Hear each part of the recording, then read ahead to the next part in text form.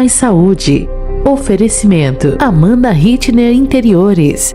Venha conhecer as novidades e tendências em móveis no showroom mais completo de toda a região. Experimente momentos únicos com procedimentos de estéticas inovadores. O cuidado que a sua pele merece está aqui. Ana Moura Estética. Cuidar da sua saúde e promover seu bem-estar faz parte da história do Laboratório Sodré. Inovação, tecnologia e precisão nos resultados. Exames e vacinas em domicílio. Laboratório Sodré. Quer dar um presente inesquecível para quem ama? O voucher do Buda Spa Termas de Lins será uma experiência inesquecível. Buda Spa Termas de Lins. Corpo e mente harmonizados. Viva uma experiência única. La Flori Lins Ateliê de Beleza. Tratamentos capilares, manicure, cortes com visagismo, dia da noiva e muito mais. Agende seu momento La Flori e viva a experiência do autocuidado. Olá pessoal, aqui é a doutora Isabela em mais um programa Mais Saúde e hoje trouxe uma pessoa muito especial para mim e acredito que para muita gente. Rúbia, muito prazer, que bom que você veio, tá? Que você aceitou o nosso convite e vamos começar já, né gente, sabendo um pouquinho da sua formação e de por que você escolheu a psicologia. Muito bem-vinda. Muito obrigada, Isa. Eu fico muito agradecida de estar aqui com todos vocês nesse momento, né? Principalmente sabendo que a Mais Magazine ela tem um público muito grande aqui no município e na região. Então eu acho que é o momento, né, da gente estar compartilhando um pouco da minha história, do meu vínculo com a Santa Casa de Lins e podendo apresentar um pouco do meu trabalho.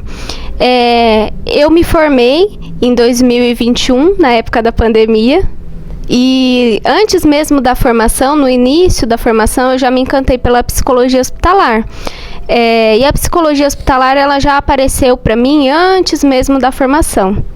Porque eu já fiquei internada em alguns momentos, tive o processo de hospitalização, vivi esse momento, já comemorei meu aniversário em um hospital. Então eu acho que tudo isso me ligou à psicologia hospitalar de alguma forma, né? Depois das formações, a experiência também que eu tive com a psicoterapia, eu decidi por bem fazer essa faculdade, essa graduação. E nunca foi, nunca houveram outras opções além dessa, né? Sempre houve a opção, de fato, da psicologia. Aí eu passei pela pandemia, fiz estágio na Santa Casa no ano pandêmico, fiz estágio também com a Operação Sorriso, no qual a gente se vestia de palhaço lá, e era o momento de fazer intervenção com os pacientes e com os familiares. Então naquele instante eu já estava me formando de fato, né, como uma psicóloga e enfrentando a realidade da psicologia hospitalar. Em 2023 surgiu a oportunidade de eu estar como psicóloga hospitalar de fato, depois dessas experiências todas de estágio, também fiz voluntariado ali dentro e agora eu estou nesse local e sou muito feliz ali dentro, conseguindo implementar novos projetos e trazendo uma nova realidade para os pacientes e as famílias ali naquele processo. Que legal, Rúbia, muito bom saber que desde o início você sempre quis isso daí por conta da sua vivência, de tudo que você passou, e a gente às vezes nem imagina, né, que às vezes foi por conta de algo que você viveu, que você começou a construir essa ideia de que sempre foi psicologia, mas a psicologia hospitalar sempre teve ali do seu lado, né? E a gente queria saber um pouquinho como que funciona essa psicologia intra-hospitalar. Qual que é o papel do psicólogo, por exemplo, numa família que o paciente está acamado ou está internado, tanto em UTI quanto em enfermaria. Qual que é o seu papel tanto com o paciente e com os familiares ali? Então, a psicologia hospitalar, ela ainda é muito recente, né, nos hospitais. Existem alguns hospitais que não têm, de fato, esse profissional. O que eu acho ainda que é um avanço que a gente está enfrentando, muitas atualizações, mas a gente tem muita sorte de ter isso na Santa Casa e poder ofertar isso às pessoas, né? Eu sempre digo que a psicologia hospitalar, ela vem como mediadora. Né, ela faz parte da tríade, que é o paciente, a família e a equipe, né, porque a equipe também é nossa aliada nesse processo. E o nosso papel, dentre muitos, é avaliar a condição mental desse paciente, se ele está consciente, qual que é a percepção dele diante do adoecimento, se ele tem uma função psicológica preservada, se ele tem capacidade de tomada de decisão, né? E enfrentar aquele momento do adoecimento com esse paciente e com a família, né? Porque às vezes o paciente ele não tem condições, ele está numa unidade de terapia intensiva, por exemplo, está entubado e sedado, e o nosso papel é justamente ofertar esse suporte para a família, para que a família compreenda esse adoecimento e viva esse processo, que às vezes é um luto, né, antecipatório, nesse momento. Então, dar um acolhimento, oferecer um suporte emocional, fazer essa comunicação acontecer entre a equipe e o paciente, para que eles compreendam também a realidade, o contexto biopsicossocial, quais são as necessidades, né, e inclusive espirituais, porque a questão espiritual é muito importante para muitos pacientes e para as famílias, né? Às vezes é um recurso, inclusive emocional, que aquela pessoa vai enfrentar naquele momento do adoecimento, né? Isso é uma pincelada do que a psicologia hospitalar pode ofertar. Então, hoje, eu acompanho, né? Eu realizo a busca ativa em todo o hospital, e nesse momento eu já consigo priorizar os casos que a gente considera que existe uma certa prioridade no contexto emocional, né? E através dessa busca ativa eu consigo analisar esses casos, né? Alguns pacientes precisam de um acompanhamento mais prolongado e outros não, né? E aí nessa busca ativa eu vou estar fazendo esse momento, tá? Existem algumas outras atividades que a gente vai desenvolvendo ali através da humanização. Então, algum paciente que precisa de uma visita religiosa, algum paciente que precisa de um banho de sol, que é um trabalho que a gente iniciou também na Santa Casa de Lins. Esses critérios são todos analisados por mim junto com a equipe, para a gente estar realmente proporcionando uma recuperação física e emocional mais satisfatória. Perfeito. E fala um pouquinho mais, eu fiquei interessada em saber sobre esse projeto novo que você falou que está tendo agora na Santa Casa de Lins, sobre esse banho de sol. Você comentou comigo no particular, eu já estou até dando um spoiler aqui, do jardim, né, que vocês estão implantando lá. Conta um pouquinho pra gente como que isso influencia, né, a arquitetura do hospital, o que isso influencia no paciente? Então, em relação ao banho de sol, eu percebi que ele traz muitos benefícios para a recuperação física e emocional do paciente, tanto quanto a questão clínica, que é muito importante, né? Mas eu percebia que faltava, de fato, alguma possibilidade diferente para esse paciente e para essa família que está ali acompanhando junto. Então, o banho de sol hoje, ele traz benefícios para que esse paciente diminua o quadro de ansiedade, se sinta pertencente ao ambiente, perceba que existe possibilidade, que existe uma vida no ambiente hospitalar, fora daquele espaço, né? Daquelas 4 paredes. Isso traz uma recuperação, inclusive física. Alguns pacientes que tem feridas, né, na pele, a gente consegue também perceber que a vitamina que o banho de sol tem consegue trazer uma recuperação mais satisfatória, né? Esses pacientes, eles ficam melhores, eles conseguem estar mais colaborativos depois do banho de sol, e hoje, de fato, isso é comprovado através das nossas ações. Então, quando eu descia com esses pacientes junto com a equipe, nós vivenciávamos ali a experiência do banho de sol, mas não tinha um lugar para eles. Era apenas o momento deles desfrutarem a experiência de olhar, de receber o calor ali do momento, o frescor do ar naquele instante, mas não existia um espaço para eles.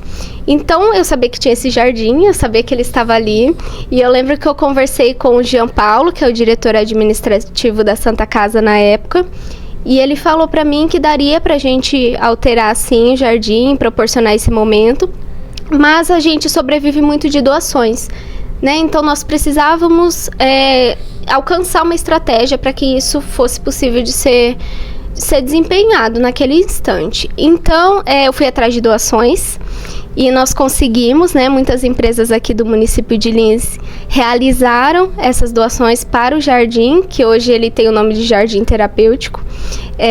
E aí nós colocamos bancos, né? Que foram inclusive doações da Sabesp aqui do município de Lins. Colocamos grama que não tinha, plantamos novas flores e aí nós construímos o jardim.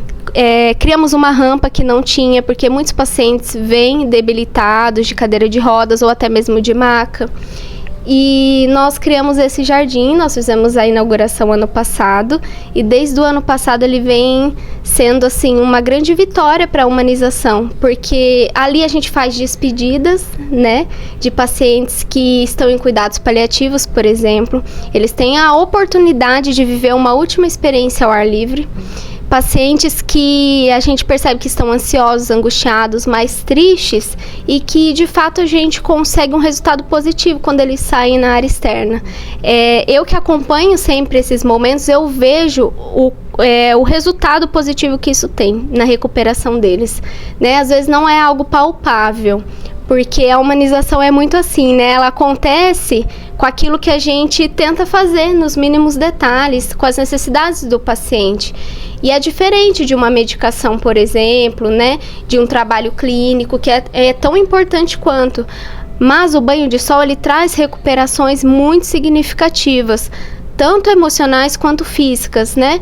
E a possibilidade deles tomarem um banho de sol, receber uma vitamina no organismo, é até bom para as próprias feridas que às vezes eles acabam desencadeando no próprio corpo, né? Na pele. Então, tudo isso é essencial. Aquele espaço realmente é um espaço de conforto, de escuta, de despedida, de acolhimento e de cura também. Que legal. E assim, eu trabalho na Santa Casa e eu não sabia que tinha um espaço tão lindo assim, né? Porque você fala, a gente fica até um pouco emocionado de ver que a humanização está cada vez mais participando da medicina. Isso é muito bom, né? Porque não é só você chegar, fazer medicamento, fazer aquele tratamento que já é empírico, né? Ou já é comprovado que aquilo resolve, mas não é só isso, né? Sim. Aquele paciente precisa de um respaldo, de um conforto, de algo que, assim, tire ele um pouco desse ambiente hospitalar. É igual você falou, a gente que trabalha ali já é maçante, né? Imagina para alguém que está tratando, que depende de outras pessoas, que depende de uma equipe médica, né? Para estar ali. É muito, muito legal saber disso. E eu queria saber, assim, pro outro lado agora, quais são os desafios que você tendo assim para implementar a humanização na psicologia hospitalar dentro desse âmbito que a gente falou, tanto na dificuldade com as famílias quanto a dificuldade com a parte executiva do hospital. Como que é isso? Desde que eu cheguei, né, no ambiente hospitalar, eu senti que eu fui muito bem acolhida pela equipe. Muito porque grande parte já me conhecia pelo estágio. Eu acho que a estratégia que eu utilizei foi, de fato, estar junto com eles, para eles me conhecerem, e no sentido, assim, de eu me convidar para estar perto deles. Não uma invasão, mas um convite, para eles me conhecerem e entender a importância da psicologia. Eu acho que com o processo do dia a dia, da rotina, eles foram compreendendo esse papel. Então hoje eu fico muito feliz quando eles me acionam, por exemplo, porque significa que eles compreenderam a necessidade, né? E às vezes as pessoas podem dizer, existe uma resistência para humanização em alguns aspectos, mas eu acho que às vezes não é uma resistência, mas sim uma falta de esclarecimento. Então, tudo que eu vou fazer, eu me proponho a comunicá-los. Toda a equipe, né? A gente faz reunião, a gente debate sobre a importância da implementação. Por exemplo, horário de visita, que é algo que quando eu entrei, estava um horário mais reduzido em decorrência da pandemia. E depois, com o avanço ali das minhas abordagens, eu consegui, junto com a equipe ali, tá ampliando o horário de visita. E a nossa proposta é justamente estar avançando nisso, né? Então, hoje na Santa Casa, todos os pacientes têm direito ao acompanhante, né? O horário de visita nas enfermarias, na maternidade, pediatria, esses espaços pronto-socorro, né? Esses espaços realmente com cuidado ali, que tem o acompanhante, o horário de visita é das 10 às 18, é uma visita ampliada, né? Na UTI, que tinha meia hora de visita no período da tarde, agora tem 1 hora, né? Então, tudo isso é avanço que a humanização vai trazendo. Claro que, às vezes, existe, não digo uma resistência, mas a gente ofertar um esclarecimento para as pessoas que estão ali envolvidas, e eu acho que está dando certo. Porque eu acredito muito que se você esclarecer, o diálogo é a resposta de tudo. Se você esclarecer, as pessoas vão compreender, né? E a gente vai conseguir avançar ali de alguma forma. E eu sinto também um apoio muito grande da administração, no sentido deles acreditarem na humanização e na potência que ela tem, sabe? E o meu papel, eu acho que é unir a equipe para desenvolver esses trabalhos. Eu acho que eu tô conseguindo isso de alguma forma. Com certeza. E eu queria fazer uma perguntinha antes do intervalo. Sobre a parte, agora a gente falou bastante parte do paciente, das doenças, tanto da parte familiar, esse elo que você faz entre o paciente, a família e o profissional médico, mas esse é o papel intra-hospitalar em relação ao profissional médico, né? Que a gente quer saber um pouquinho como que você atua nessa parte, mas antes a gente vai para o intervalo rapidinho e já volta. Cuidar da sua saúde e promover o seu bem-estar faz parte da história do Laboratório Sodré. Equipe qualificada, inovação e tecnologia garantem tranquilidade para os pacientes e segurança para os médicos fecharem os diagnósticos, com precisão nos resultados.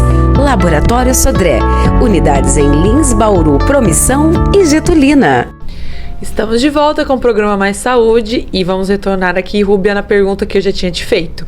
A gente falou dos pacientes, falou do seu cuidado com eles, agora eu quero saber um pouquinho a sua função intra-hospitalar na parte do cuidado com o profissional de saúde. Enfermeiro, técnico de enfermagem, a parte médica também. Como que você trabalha nessa questão? Eu tô muito em contato com os profissionais, porque eu também sou parte da equipe, né? Então eu preciso deles naquele instante, porque principalmente o pessoal da enfermagem, eles trabalham muito. E eu sempre digo, se você quiser saber algo de um paciente, você procure a enfermagem, que você de fato vai conseguir ali, pelo menos ter um histórico inicial daquela pessoa, né? Hoje na Santa Casa a gente desenvolve um trabalho também de ofertar palestras para esses colaboradores, né? Um momento realmente de aconchego para eles. A gente também tem uma parceria com a Orquestra Sinfônica Jovem de Lins, que eles fazem um trabalho de voluntário ali na Santa Casa, que foi um dos projetos que eu implementei também. Eles vão no hospital todo, junto com o violão, o violino, né, tocar para os pacientes, para as famílias e para os colaboradores. É um momento que eu sinto também um grande resultado dos colaboradores, porque eles gostam de ter algo diferente, que rompe ali com a rotina hospitalar, que por vezes é muito cansativa, acaba sendo exaustiva. Então esse é um dos projetos também, e sempre quando tem ações assim relacionadas mesmo a algum mês específico, Outubro Rosa, né, Novembro Azul, a gente desenvolve um trabalho de ofertar uma comunicação e informação para esses colaboradores. O pessoal da enfermagem, ele costuma também, os estagiários, que é uma parceria nossa com o pessoal da ITEC, do Unisalesiano, tá trazendo um dia de beleza para os colaboradores. Então tudo isso faz parte mesmo de um processo que amplia o cuidado em relação a eles, né? Nós notamos também que esse cuidado, ele se expande muitas vezes, porque eu também participo e estou em contato com eles a todo instante, né? Então, os médicos, por exemplo, eu acompanho a comunicação de notícias difíceis em relação à UTI, né? Junto com o serviço social, a gente faz esse trabalho. Quando tem alguma urgência, emergência, algum acidente, algo muito grave, eles acionam o serviço de psicologia. Quando precisa de alguma avaliação, no pronto-socorro principalmente, eles acionam o serviço. Então tudo isso acontece ali dentro, né? É muita coisa, mas são coisas que são trabalhos bem desenvolvidos ali. Bom, Rubem, agora vamos para finalizar aquela parte que todo mundo gosta, que é dos mitos ou verdades, tá? Algumas dúvidas no geral que a gente acompanha para tirar essa dúvida se é verdade ou se não é, tá? Mito ou verdade? A psicologia hospitalar é apenas para pacientes terminais? Não, de forma alguma. É também, né? Eu acho que essa busca ativa que a gente proporciona, que é um dos papéis da psicologia hospitalar, a gente consegue de fato acompanhar todos os pacientes, mas alguns a gente vai dar uma atenção maior do que outros, que faz parte ali do dinamismo, né? De forma alguma, a psicologia hospitalar, ela precisa estar aonde o paciente precisa, né? Na necessidade desse paciente e dessa família. Perfeito. Mais uma. Mito ou verdade? A presença de uma psicóloga hospitalar pode reduzir o tempo de internação dos pacientes? Com certeza. Nossa, eu vejo isso de forma, assim, muito gratificante. Por exemplo, quando eu coloco uma música para o paciente, geralmente eu monto uma playlist com o nome do paciente, aí ele me fala o tipo de música que ele gosta. E eu coloco para ele ali, tudo isso vai auxiliando, né? Quando um paciente está longe, né, do seu neto, do seu bisneto, eu faço a avaliação dessa criança para que ela esteja ali dentro visitando o seu ente querido. Então, tudo isso faz parte e ajuda na recuperação mais satisfatória. Mito ou verdade? Pacientes que apresentam ideação suicida sempre precisam de internação? Não, inclusive isso é um ponto muito importante, né? Desde que eu entrei ali na Santa Casa, eu me proponho muito a estar perto desses pacientes diante da gravidade do caso. A gente percebe que, principalmente no século que a gente está vivendo, os casos de ideação suicida têm crescido de forma assim, muito alarmante. Quando isso acontece, eu percebo que a equipe médica, eles me acionam, né? Porque agora eles conhecem o meu trabalho, eu fico muito feliz com isso. Então, eles me acionam, eu faço a avaliação e tem alguns casos que não é necessária a internação psiquiátrica dessa pessoa, porque às vezes ela nem iniciou de fato o acompanhamento, né?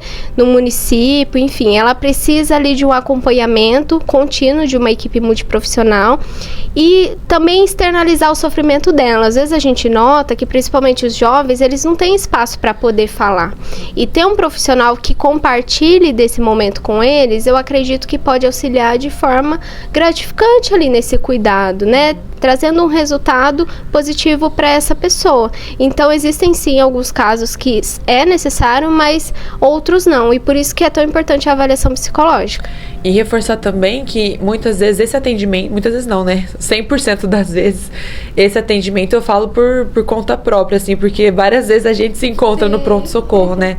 E assim, esses atendimentos, eles são prolongados extra-hospitalar também. Então, não é só uma avaliação intra-hospitalar, depois o paciente fica desamparado, né? Isso. Então, tem todo um segmento, então nem sempre é necessário uma internação. E às vezes isso é até mais traumatizante para o paciente, né?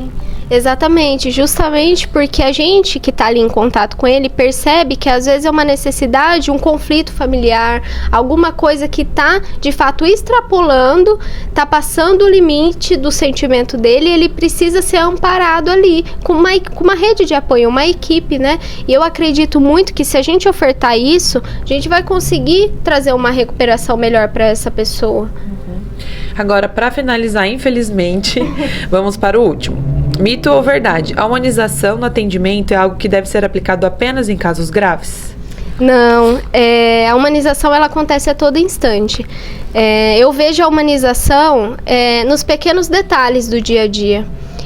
Um acolhimento que a gente faz, uma palavra que a gente possibilita para aquela pessoa, um abraço, né? Um silêncio. O silêncio é muito importante porque a gente está acostumado a falar. E às vezes a gente tem que exercitar a nossa escuta. E eu percebo que isso é tão importante quando um familiar de algum paciente ali vem a óbito, ou a gente percebe também uma situação nas comunicações de óbito, né? Às vezes a gente não tem o que falar, a nossa presença já basta naquele instante. E a gente precisa exercitar isso no nosso dia a dia. Então a humanização, ela tá nisso, né? É um paciente que solicita ali uma música, uma comida diferente. A gente proporciona tudo isso. Nós fazemos cafés no jardim para os pacientes, levamos ali uma comida diferente. Ontem mesmo, essa semana na verdade, nós iniciamos um projeto do cinema para os pacientes lá na Santa Casa. Nós levamos o filme divertidamente, com pipoca e refrigerante. Foi um momento assim muito gratificante para mim enquanto profissional, porque é mais um dos projetos que a gente está pensando nesses detalhes, né? E o pessoal da enfermagem, eu vejo esse cuidado na humanização. Pacientes que estão na unidade de terapia intensiva, o cuidado que a equipe tem de fazer uma trança no cabelo daquele paciente, né? Daquela mulher que é tão vaidosa e sente falta desse cuidado. Então isso acontece a todo instante ali, e eu acho que a humanização está nisso, a todo momento. Com certeza. E isso faz muita diferença, né, para o paciente, independente da gravidade dele, né? Exatamente. Bom, gente, infelizmente vamos ficando por aqui. Eu vou deixar as últimas palavras para a Rúbia, para ela falar um pouquinho mais sobre o trabalho dela. Um beijo, muito obrigada pela presença. Muito obrigada, Isa, pelo agradeço. acolhimento. Eu acho que isso faz diferença, Com certeza. né? Nessa interlocução aqui. Com certeza. E eu agradeço muito, né, a Mais Magazine pelo convite, pela possibilidade de eu estar falando sobre a humanização. E eu me coloco à disposição, né, enquanto responsável pela humanização, enquanto psicóloga hospitalar. Estou sempre na Santa Casa, caso vocês queiram me procurar, estou por lá, né? E acredito muito que vocês serão muito bem recebidos ali. Muito obrigada. Tchau.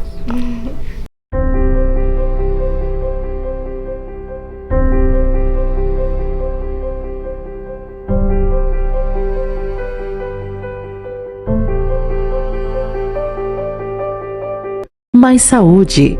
Oferecimento. Amanda Hitner Interiores. Venha conhecer as novidades e tendências em móveis no showroom mais completo de toda a região. Experimente momentos únicos com procedimentos de estéticas inovadores. O cuidado que a sua pele merece está aqui. Ana Moura Estética. Cuidar da sua saúde e promover seu bem-estar faz parte da história do Laboratório Sodré. Inovação, tecnologia e precisão nos resultados. Exames e vacinas em domicílio. Laboratório Sodré. Quer dar um presente inesquecível para quem ama? O voucher do Buda Spa Termas de Lins será uma experiência inesquecível. Buda Spa Termas de Lins. Corpo e mente harmonizados. Viva uma experiência única. La Flori Lins Ateliê de Beleza. Tratamentos capilares, manicure, cortes com visagismo, dia da noiva e muito mais. Agende seu momento La Flori e viva a experiência do autocuidado.